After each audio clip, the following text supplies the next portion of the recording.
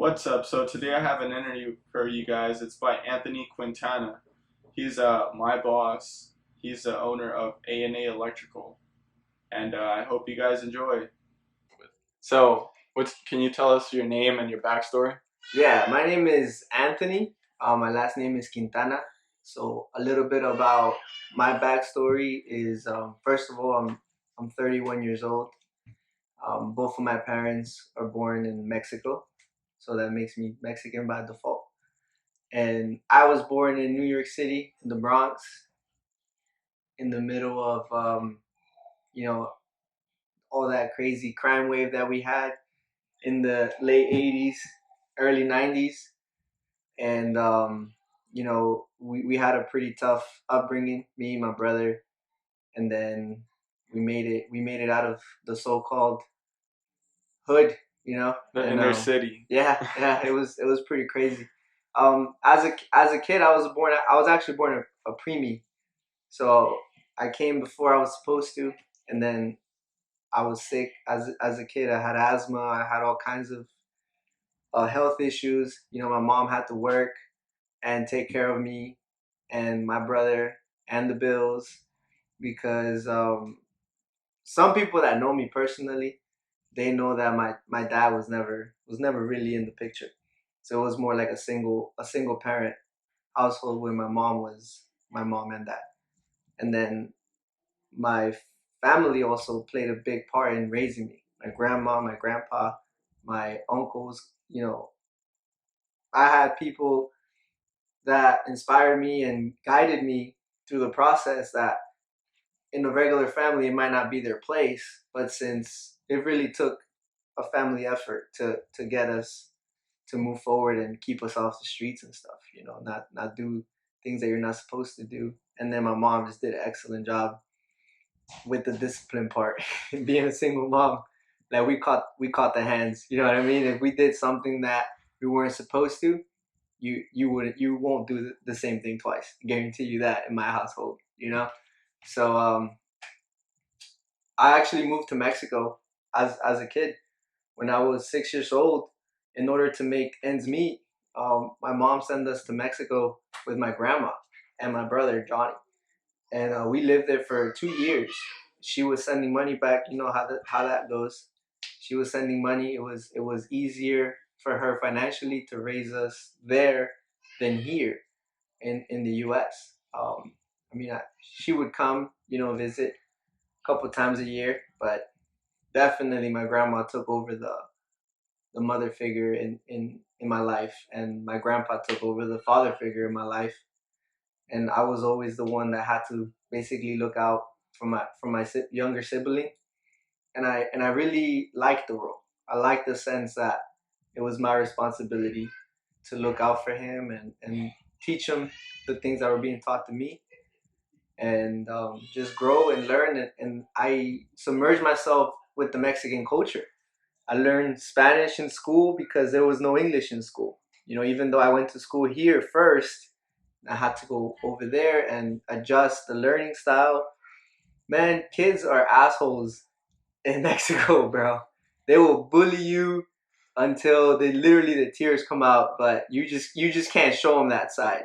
So and I actually flipped it on them. So what they would do is they would try to make fun of my Spanish, but then I would make fun of them because they couldn't speak English. You know what I mean? So I kind of was able to get myself out of that situation where I would say some dumb things in English, make them pretend it was a big deal, and then they would just out of out of fear of them being ignorant, they wouldn't pick on me anymore. So I was able to get out of that, and then not even a couple months went by, and I was just friends with everybody.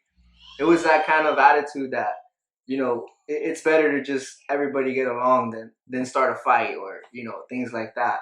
As a kid, I wasn't really one to just stay still and say nothing, but I'd rather be friends with someone than to start beef or any issues with anyone, really. I can't remember a single point in time in my adult life where I had a problem or an altercation because of something. I'm always the type to just, it's not worth it, walk away from that. You have too much to lose at this point. And it was instilled early, you know, what's the point of fighting? You know what I mean? Like physically with someone, obviously. I know fighting for your goals and stuff is a different role because you actually gain a lot from that. But you don't really gain anything from fighting, you know, over dumb shit. But if it's worth it, I'll defend myself. But starting something, it's a whole nother level. It's just dumb. Um, but yeah, man, I grew up there. Then my mom and my stepdad, we started another family, with him, my brother, my mom, and then my other brother came into the picture, my sister, and we were always raised as a lot of people tell me you have a half brother or a half sister. I'm like, nah, these are my brothers, because that was the kind of household that we were raised in. It wasn't like, oh, that's your half brother, so you must like this one better than that one. No, it was never like that. It was always we're all brothers, all of us. I have a sister also, and my other, and I have two brothers. And my stepdad was a really good um, enforcer in the house. He was also a lot more kind than my mom growing up. He would be the one that would let us sneak out and play an extra hour or two, in the block whenever we moved back to Jersey, and he would kind of stand up for us because my mom was still on that single mom mode, where if you were outside for more than 1 hour, you're selling drugs, or you're being a troublemaker, depending on what age I was. If I was 10, I was getting in trouble. If I was 15, what am I doing out there? You know what I mean? So, but we would never really had any kind of issues growing up as a family unit. Like we were very very close. We still are to this day, and I believe that's part of the reason why we are where we are today is because we maintain that strong family connection that was required. We were one. We whatever happened to one of us, we had to look out for each other and make sure that we were okay. Um, we didn't really have much. It was all of us living in a one bedroom apartment in New Jersey, and my stepdad wasn't the best with tools, but they used to work at a clothing factory where they just sew stuff together, and they'll work. They always chose to work production because they would get paid, I don't know, 20, 30 cents a piece of clothing that they would put together. But at the end of the day, it would still be more than $9 an hour. That was like the going rate back then. Shit, I think that's still the going rate today. I think minimum wage hasn't really changed that much, if I'm honest right now. Um, but yeah, so he actually turned half of the living room into another bedroom by going to the local. I don't even think it was a Home Depot. It was just like a hardware store down the street from where we live, and he just made a barrier with like some siding and put a little pocket door in it. Obviously it wasn't even level because he didn't really know construction like that, but all he needed to know was we needed a little bit of space, and he did what he could. He created the space for me and my brother. This was before my little brother showed up, and we had a bedroom there. It wasn't a bedroom, but he made it a bedroom. And then we started school shortly after, bought a desk. We had a desk, we had bunk beds, and we were happy. We weren't really like, oh, I need the new Jordans, or I really, because that's not how we were raised.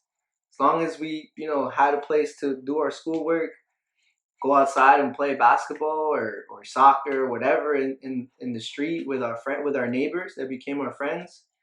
Um, and then at the end of the day, we had our parents. We had both of them. We were lucky. I would consider us to be lucky.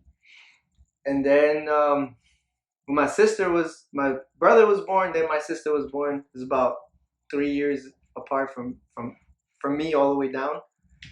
Except with my brother Johnny, there's a big gap between him and my brother Julio. My brother Julio, I think he just turned um, 20, 21. I forget. um, so we were very like I said, we're very lucky. We always had each other. But then the space started to be small. I mean, there's only so many people you can fit in a small one bedroom apartment in in in New Jersey. So I admire my parents for deciding to pick up and move. You know, we had family here in South Carolina, and they offered him a job in the electrical field, and I was pissed. I mean, it was my junior year in high school. I was like, how the hell are you gonna do this to me? I had really good grades. I was just about to graduate, and we just got up and moved one day to the next. I mean, I had no type of warning. They were just like, "We are out," and I was like, "Man, are you kidding?" I even had a girlfriend at the time. Man. You know how pissed I was. Man, that was crazy. But it was the best move that they could have ever made. It was the best move because it reminded me watching them like start from nothing, like the hustling of the ability to hustle and work and always work to get ahead. So they saw a cap. Like no matter how many shirts or pants they would sew, they were never gonna be able to buy a house or get a bigger apartment because the wages of them two combined was never gonna be enough in that area to take care of me and my three siblings. It was just impossible. And they looked for something to be possible. All they wanted was an opportunity. You know, we didn't want any handouts. We just wanted an opportunity to be better, to do better. So he picked up a trade. You know, I said about construction, he sucked at it. I mean, today he's a very reputable contractor that does electrical work, just like I do.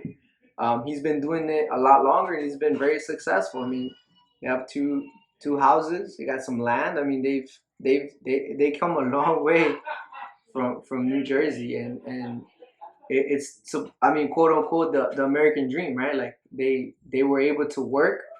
They're not multimillionaires, and they're not gonna be able to just do whatever they want, but they're gonna retire with dignity, you know. And a lot of people don't get to do that, and they barely speak English, and that just attests to the kind of grind and the kind of willpower that they've had with their limited educational skills and their limited relationships here because we didn't know anybody. The deep south is all about connections.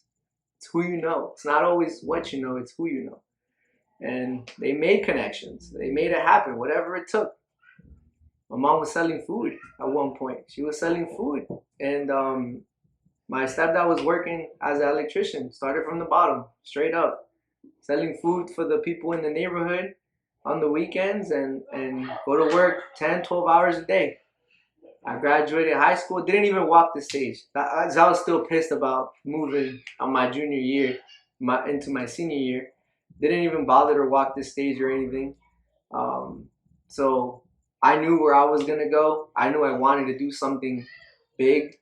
My parents wanted me to be a lawyer. They wanted me to be a doctor. I mean, I feel like it's not just me. Everyone who's the firstborn on this country that comes from parents that are from other countries, they lay these expectations out for you. They just drop the hammer on you. They're like, you're gonna be this, you're gonna do what I didn't do. But what they don't understand is that shit's not free. And they barely have enough money to pay for the day-to-day activities, let alone drop $20,000 to $40,000 a semester. Of course, there's scholarships, but if you look at the data, I mean, that's literally less than 2% get a full ride. I mean, you literally have a better chance of becoming a pro athlete than to get a full ride to a university based solely on your academics. Um, so I knew this, and growing up, I spent a lot of time with my grandpa. He used to love watching these movies, and most of the movies he watched were soldiers. Army, Marines, Navy. Someone's always in the war fighting something. And I used to love watching those. I even got those little dollar bags that had the little soldier green figurines in them. And I would just, everywhere I go, I'd want it. But I already had the same characters at the house, but I still wanted more. It was like collecting them. And I told myself, one day I'm going to wear that uniform, whichever one. I didn't care. I just, it just stuck with me as a kid.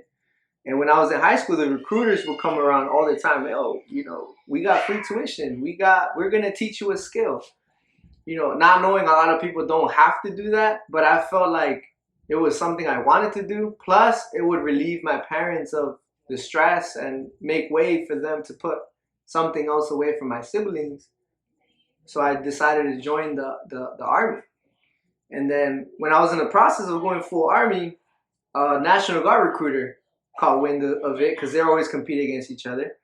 And he said, "Don't you want to stay home? Because the National Guard actually allows you to only train once a month, and the base is usually in the residence of where you're at. Sometimes you have to drive 2-3 hours away for depending on the job that you choose.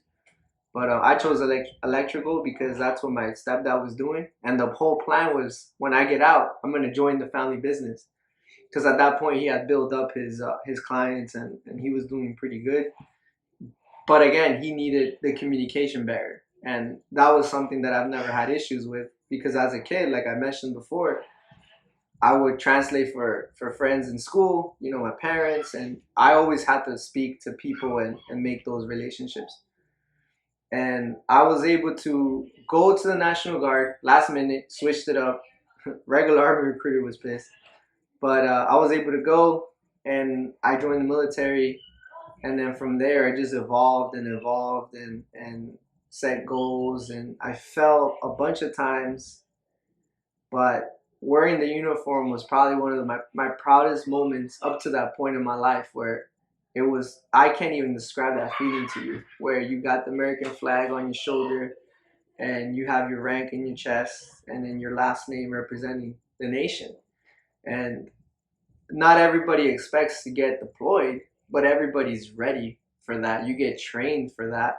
And they actually do kind of brainwash you while you're in there that the only reason why you're there is to serve and to go to the front line. Even if you're a truck driver, they're like, you're going to Iraq. And I'm like, shit, whatever. Propaganda. Yeah, it's insane. So, I mean, yeah, that's kind of like a little backstory of where I come from and how I started. Um, What was the worst paying job you've ever had, or oh, the worst man. job you've ever had? The worst paying job, I would have to say, and sorry to all my guys that were working there, I would have to say working for Cricket Wireless was probably the worst paying job that I've had. The people were great. I've never had an issue. The owner was awesome, managers, co-workers, but it was just the pay because I kept comparing it to where I had worked in the past, and I've always made more money, because I actually moved around a lot in the cell phone industry. Like I worked for Verizon, Sprint, T-Mobile, basically mostly every company that sold the phone.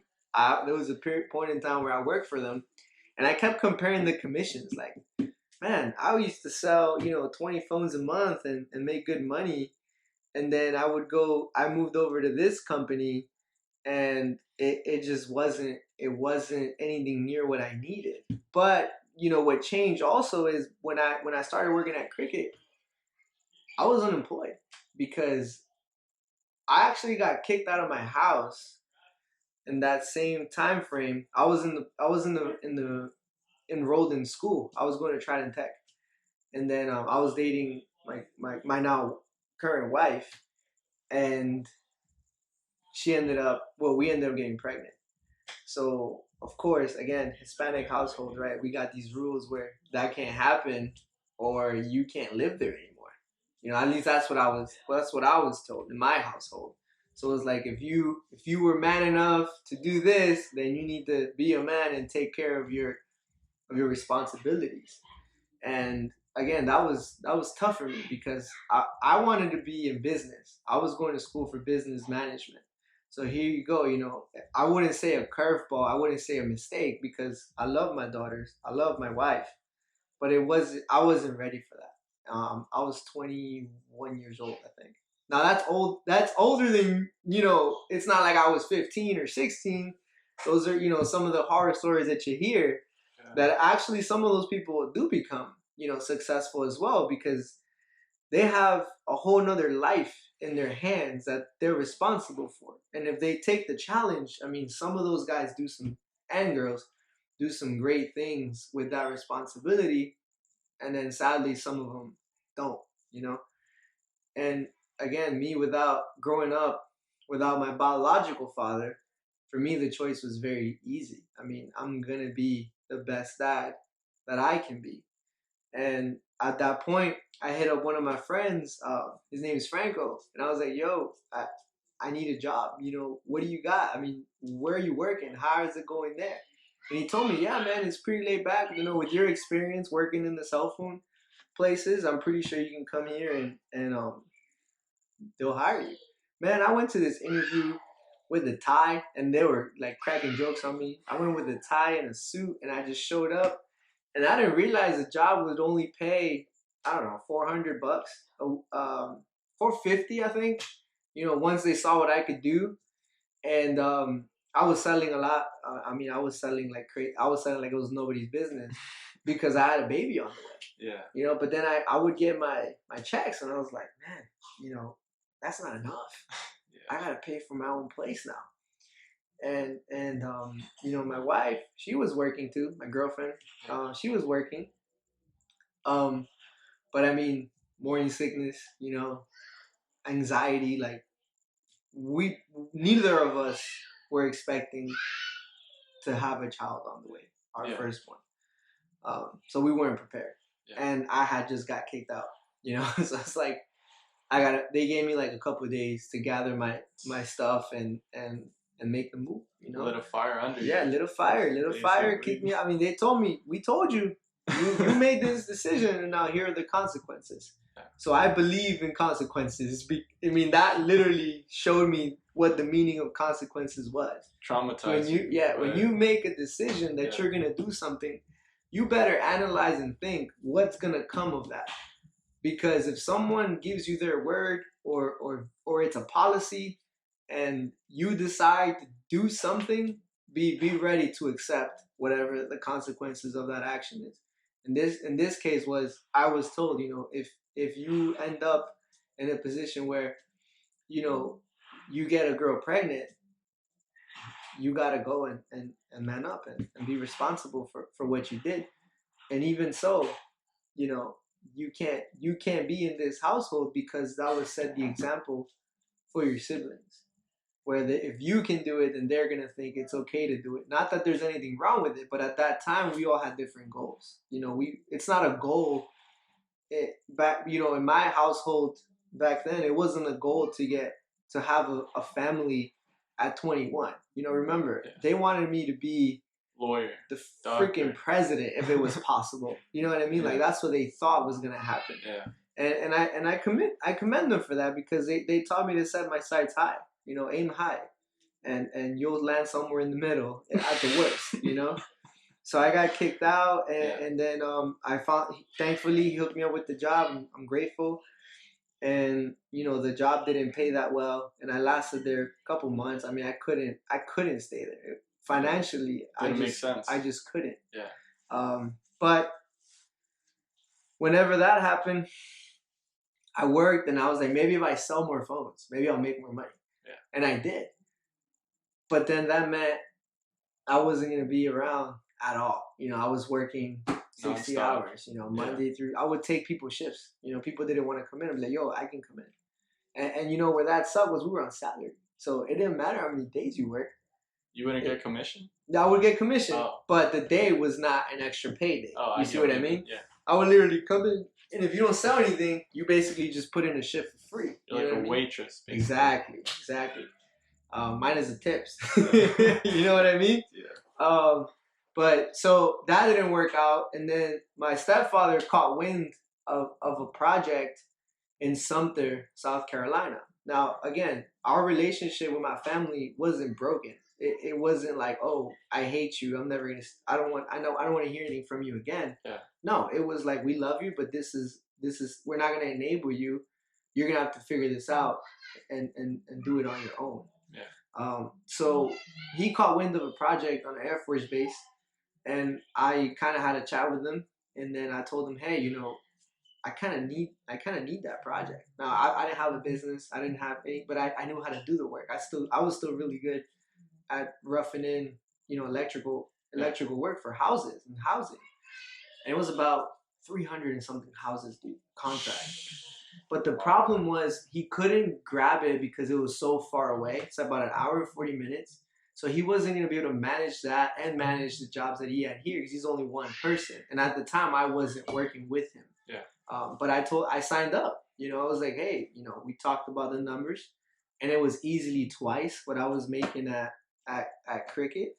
So I decided to talk to him and just wait, and then he finally decided to take it, with the condition that me and my brother, and then I told Franco about it, and I was like, dude, you can make more money too. Yeah. You help me, let me help you. And next thing you know, we're on the way to Sumter, and that's how my worst paying job, ended. And I went into making significantly more money. Now I had to be away, but it was a sacrifice I was willing to make. Yeah. Because I just had to do it. Yes, like you said, how you would flip it on the people in Mexico. You flipped a bad situation into a good one, yes. right? Yes, I caught wind, and we just went ahead and I was able to convince him that I was gonna be responsible for what happened out there. I was gonna be his eyes and ears. Yeah. Out there, and I as much as I hated construction, I really did not like it. It's hot, it's cold, it's messy. Yeah. But at this point in time, I don't have a choice. Yeah. It's either that or live under the bridge. Literally starve. Yeah. And I wasn't gonna have that. I mean, what kind of parent would I be to my? Remember, being a dad was all I wanted to. At that point, all I wanted to do was be a good dad. And being broke kind of stops you from being the best dad you can be. I mean, you can always give them a hug and give them a kiss, but you got to put a meal in their belly. You got to keep a roof over their head. Yeah. You got to save for college. You got to make sure that she has shoes and clothes and all these things, diapers, basic necessities that I didn't have the money for. Working full time and my wife working part time because at this time she was big. There was only so many hours she could put in. Yeah. And then when you work on the W-2 system, they tax the hell out of you. Yeah. And by the time your check's supposed to be $500, you get, if you're lucky, $320. Now with the rent being $750, you got to eat every day. You got to pay for the car. Yeah. You got to put gas in the car. You got to buy your clothes. It's just not. It wasn't adding up. Water, electricity. Yeah, what do you mean? It sucked, and that's kind of how that was my lowest paying job. But I'm proud of it because I met a lot of good people that I still talk to today. What was the hardest step you've ever been? Man, that one's that question hit home a little bit because this is kind of reminding me of where I was. Humbles you. At one point. Yeah. And so my daughter was actually born, right? Yeah. And this is when Sumter there was a pause because we had to wait from the rough to the trim. Yeah. And normally, that's a 1 month period, 2 month period. And even though my money doubled from Cricket, so did my expenses, because now the baby was here. It wasn't like, oh, it's coming. No, it's here. Yeah. Daycare. We tried the daycare thing, it sucked. I mean, when you're a first time parent and you set your sights and your goals so high that you want to be the best dad for me that I could be. Yeah. And you take them to daycare and you realize they didn't change your daughter's diaper all day. Like it just sucks. It's disheartening, man. Yeah. And okay, and I thought, right, okay, let me flip out. Let me go complain. What are they gonna do to her when I'm not there? You know what I mean? So we just had to get her out of there. Yeah. So we decided that my wife would actually stay home. Yeah. And I would be the one, to work. Breadwinner. Because I was making more. Yeah. And then and man, I had to work weekends, so I would only see them for maybe 10 hours a week total if you put it all together. I would actually sometimes take her and my wife and my daughter with me because my stepdad was paying for a house over there. Yeah. But it was a lot of us. It was me and the team that we were able to put together to do that project. I mean, it was probably like 6 of us. Yeah. So it wasn't very roomy. Yeah, it wasn't very ideal, you know. But when there was the break, man, work was low. You know, construction's a roller coaster. Yeah. And we didn't have enough time from recovering from the low wages and her staying home because they weren't properly taking care of the kid and the layoff for a month or two. There was a moment in my life where we were literally, my uncle gave us a place to stay in his house. Yeah. It was right down the street from my mom's house. And he said, well, we'll let you stay here, you know, but we don't have an extra room. I have my little cousins, you know, he's got kids too. Yeah. And he's like, but if you want, you're more than welcome to stay in the living room. So what did we do? We set up shop in the dining room, literally a chandelier hanging where the table was supposed to be, and we're in a mattress. I mean, not even a full bed, just one mattress for me, my girlfriend, and the baby. So that was very disheartening. I wouldn't say traumatizing because I mean I didn't have nightmares about it. Yeah. But it really made me realize that even with a really strong salary, I still didn't know anything about money. So it wasn't about how much I was making. It was about how much I can keep, how much I can put to work for me. And at this point, I had $7 left in my checking account. Yikes. $7. And that's not enough for diapers. Yeah. So what did I do? I had video games. Yeah. I mean, remember, I'm 20, almost turning 22 at this point. We sold our TV. We sold my PS3 at the time. Sold all the video games that I had. And I was able to get by off of that. And then I had to take a loan from my stepdad to help me basically not get kicked out.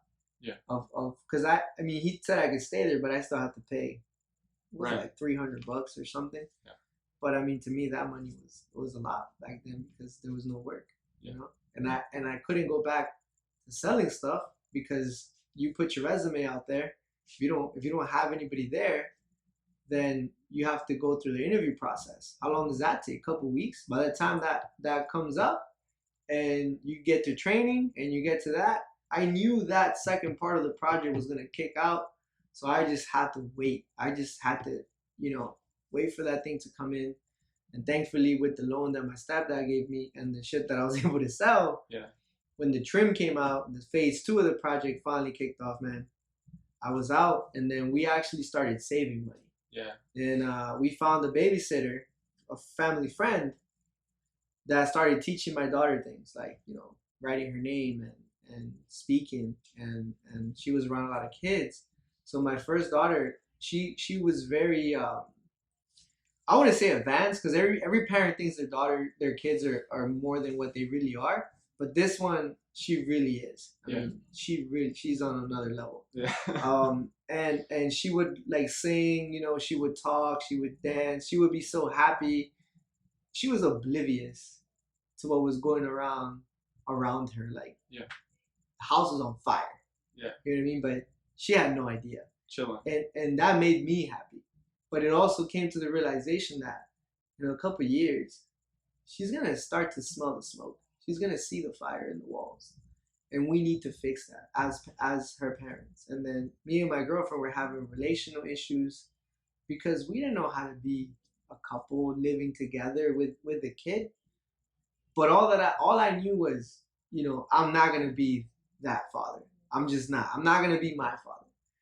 And she didn't have such a great upbringing either. So we focused on that. Okay, what do we have in common? You know, what do you like about me? What do I like about you? You know, let's restructure this. Let's get together because I do like you. You know, I do love you. Like I want to be with you. Well, obviously when you're that young, you don't know what the hell you're saying when it comes to love, right? But here we are. We got another life we got to take care of and nourish and move her up. Yeah. So we started being smarter with our money. Again, nobody taught us, right? Like YouTube was just starting to be a thing. Oh. You know what I mean? So it's like, okay, so yeah, you know, you gotta have. Everybody talks about savings. You gotta have savings. Yeah. Julian, you gotta have savings. Yeah. You know, Anthony, you gotta have savings. Yeah. How much should I have? Where should I have it? How do I get it? Yeah. You know what I mean? Since how much is enough? YouTube, then it's very like, broad. Yeah. Like savings could be $50. Savings could be $5,000. Yeah. How? Like what's savings, right? So my parents never taught me about money. My teachers never taught me about money. Yeah. They just wanted me to pass the test. So I started listening to the radio. Yeah. And some old guy named Dave Ramsey popped up on the way to work one day. Yeah. And I was hearing people crying on the radio, like, I'm down to my last $5 and I was like, damn, that sounds familiar, you know? And he would just tell people, don't borrow money. Simple. Pay off your debts. Save 3 months worth of expenses. Now I have a goal. Now I know what I'm saving, right? So the more I kept hearing him on the radio, it was just casual. It wasn't like I tuned in just to hear him. Yeah. But if I happened to be in the car, and normally I was, because we're creatures of habit. At 6 o'clock, I was on the way home. Yeah. And he would come on at 6 o'clock, you know. So I'd be like, okay, let's instead of, you know, bumping to T.I. and Eminem back then, I'm gonna hear what this guy has to say because I need some help. Yeah. And at first I brushed him off. I just did the saving part. I still borrowed money. I still had credit cards. I still had all these other stuff. Yeah. But I felt like I was in a better place because I had, I don't know, $10,000-$15,000 between me and my girl combined. And I thought that was a lot of money because I had $7 before, you know, and in the army, like a lot of my buddies there weren't financially literate either. You know what I mean? No. They were just, you know, they were really good people, but they were just like all of us living paycheck to paycheck. Yeah. So that was the hardest thing for me, man. It was coming to the realization that it wasn't really about how much money you make, is how much of it you get to keep, you know, and the decisions that you make at this point about consequences. If I decided to buy, you know, a 60-inch flat screen TV, I was taking something away from my daughter at that point. You know what I mean? Because I could have put that money away for her shoes, for her clothes, for her school supplies, for whatever was for her babysitter. You know, so I started thinking about that. Like, do I really need this? I started second guessing my purchases, and that was the hardest thing for me, was because when I was single and I was in college and I was getting paid from the army and I was getting paid from sales, I didn't have to manage my money because it just kept coming. But what happens when your life gets turned upside down and it's no longer about you? So I had to take myself out of the picture and focus on my wife and my kid. And I think that's how I was able to mature into what I am today. You know, learning that instead of running away from my responsibilities, you know, finding a way to make it work with keeping the family together. Right. So what do you do now? What do I do now? So now, after the projects and all that, me and my stepdad parted ways. I started my own company, doing basically the same thing that he did, which is electrical subcontracting. Yeah. I run a small business with the same tenacity and drive, you know, that I would use if I was still a worker trying to get somewhere. Yeah. So we basically do contracts to do apartment buildings. We started off doing just houses. Yeah. But you know, as the company grew, we started recruiting friends, family, neighbors, whoever wanted a job. You know, we were ready to help them out. Yeah. And I would use them, you know, to grow the business. And we're basically mid-tier, I would say, as far as size, electrical subcontracting company where we do those services and remodels and commercial. Anything that involves electricity, we jump in. I mean, even low voltage stuff. I mean, we don't really have a niche. Like, whatever there is, we learn it, we attack it, and we get it done. So that's kind of what my business does at this point in time. All right. In what year or how far away do you think you'll have a net worth of $1 million? $1 million, the big number everybody tries to get to.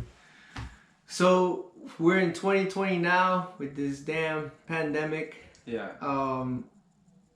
If things go the way that they've been going and growing, or even if it stays the same, yeah, I would.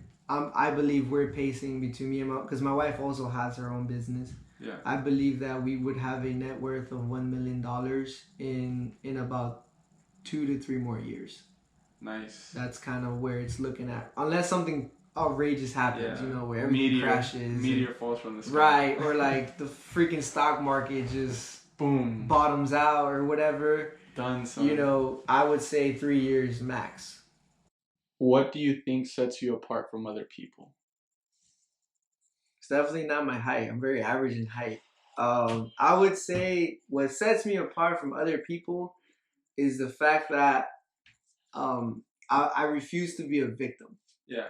And so ever since day one, growing up, the kid had asthma, the kid was born early, the kid had, medical conditions, the kid came from a broken home. We didn't have any money. So I always looked for a way to get ahead other than say, oh, there's no point in doing this. The odds are stacked against me. I'm not going to be able to do this because, English is not my first language. English was my second language at home. I don't have this opportunity. I don't have that opportunity. I always think that whether if you succeed or you fail, it's 100% in your hands, at least in this country. Obviously, we're not talking in extremes where, if you don't have, clean water, because you live in a third world country, yeah, that's a little unfair or extreme, and it might not be totally in your hands. But in this country, I was lucky enough to be born here and have the resources that this nation has, quote unquote, for everyone, even though it's a little unbalanced at times, depending on who you are and your gender, your race, your religion. But at the end of the day, we have the tools, even the free tools. At this point, you got YouTube, you got podcasts, you got the radio, you got, the internet. You got so many places where you can learn how to do something that you truly want to do and make money off of it so that you can get out of the state of poverty or the state of you barely making ends meet and just change your mindset. You can learn whatever you want nowadays without even going to college. Like, do your research. There's different things you can find online. And I did that. I submerged myself. I learned how to buy a house from YouTube. Yeah. I swear. Like that, we went through the motions. I followed the paperwork. I got the bank statements. I got the pay stub, all that stuff that nobody tells you. It's on the internet. So I refuse to say I failed because of this. Even at work, if something came out wrong, even though I didn't physically do it, if it was under my company, then I had to fix it somehow. So I believe what sets me apart is I'm not gonna take an L and not learn from it, so it doesn't happen again.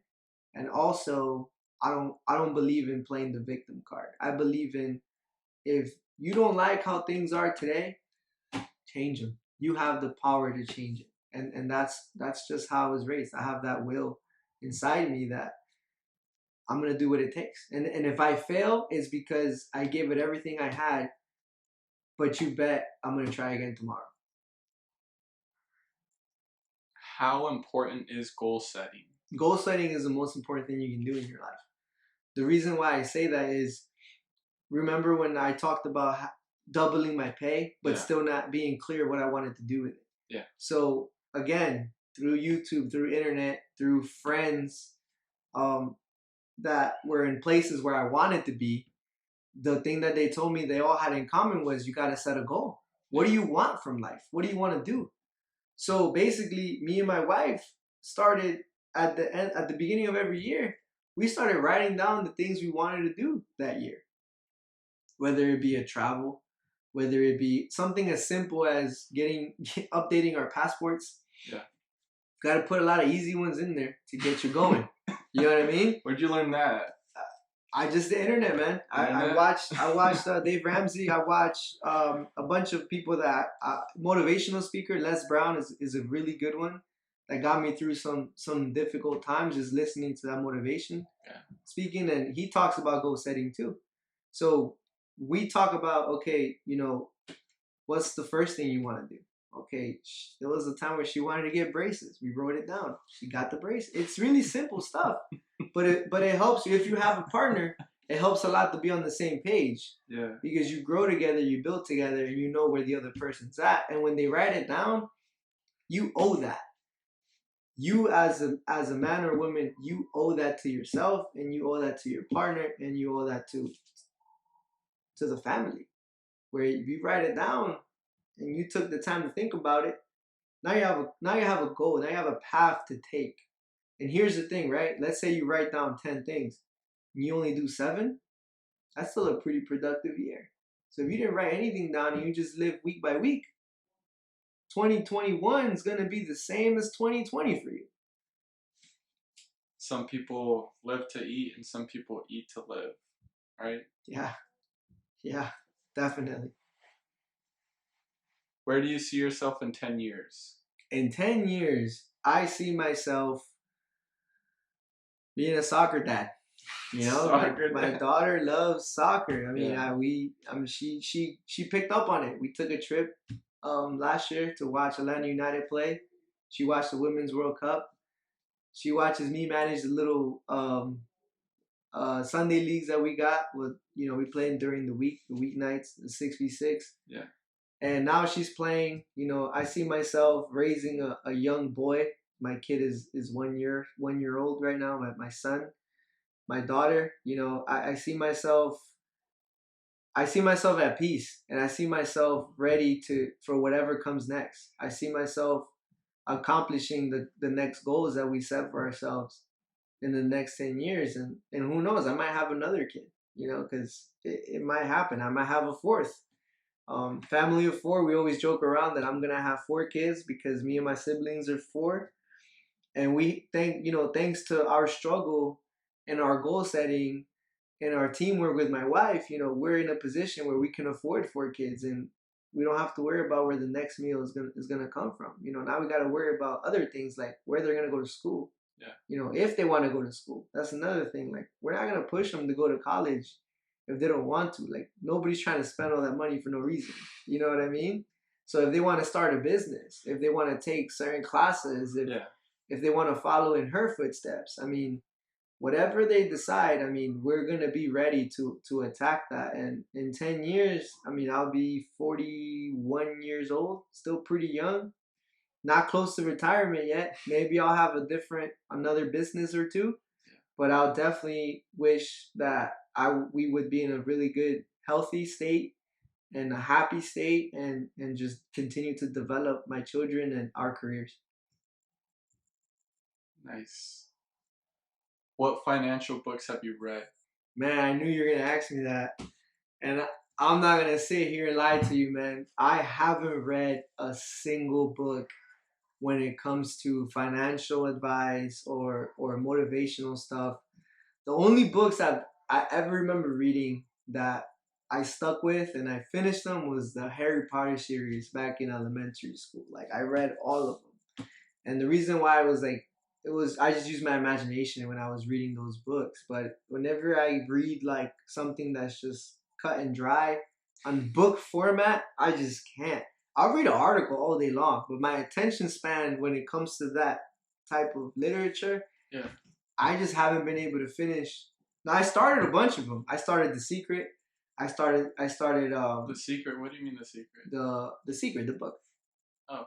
I never heard of You never heard of The Secret? So basically, The Secret is the secret of life, which is you basically attract what you put out. So if I'm mad today, everything's gonna go wrong today. That's this theory. You know what I mean? And I mean, I can't tell you what the whole book's about because, like I said before, I didn't read the whole thing. Yeah. But it just deals with that, with the energy that you bring and what you surround yourself with. It's the secret of life. That's the whole point of the book. But yeah, man, you stopped me on this one. I haven't really read any, and maybe this is an area where I could definitely improve and start doing that. What are the best motivational speakers that you've listened to? So the best motivational speakers that I've listened to is definitely Les Brown. He's an African American speaker that was born during the war, and he was actually a twin, and his real mom gave him away because she had him out of wedlock while her husband was fighting the war. Yeah. So she had to get rid of them before the husband came back home. Whoa. And she gave them to an adoptive mother, Yeah. who took them in, and the mother requested that she not split the babies up. Yeah. And it was him and his brother. And he was what they would call mentally retarded. Yeah. Classified mentally retarded as a kid. Mm-hmm. And he told himself that because that's what everybody told him. Mm-hmm. Until he found a mentor that said, quit saying that about yourself. And then his life completely changed. But man, the volume that he puts in his voice, yeah. I mean, you'll run through a wall for this guy. You know what I mean? Shit, I've punched a few holes in the wall after listening to this over dude there man, at work. He pumped me up, man. Like I was like, man, if this guy can talk that way, man, you could just do anything. And also, again, I already mentioned him before, but Dave Ramsey goes on a lot of rants where he makes you self-reflect, where you look at the mirror and you're like, it's on me. Like I'm accountable for what's happening to my life. It's not the government. It's not Trump. It's not Obama. Yeah. It's not Lindsey Graham. It's not your in-laws. It's you. You have the power to control what happens in your life. Now, if you let people manipulate and decide for you, and you want to use scapegoats, that's on you. But you really, he makes you reflect and take accountability on what you're doing, what your actions are doing. Alright, so I hope you guys enjoyed the video. Give it a like or a dislike or a comment.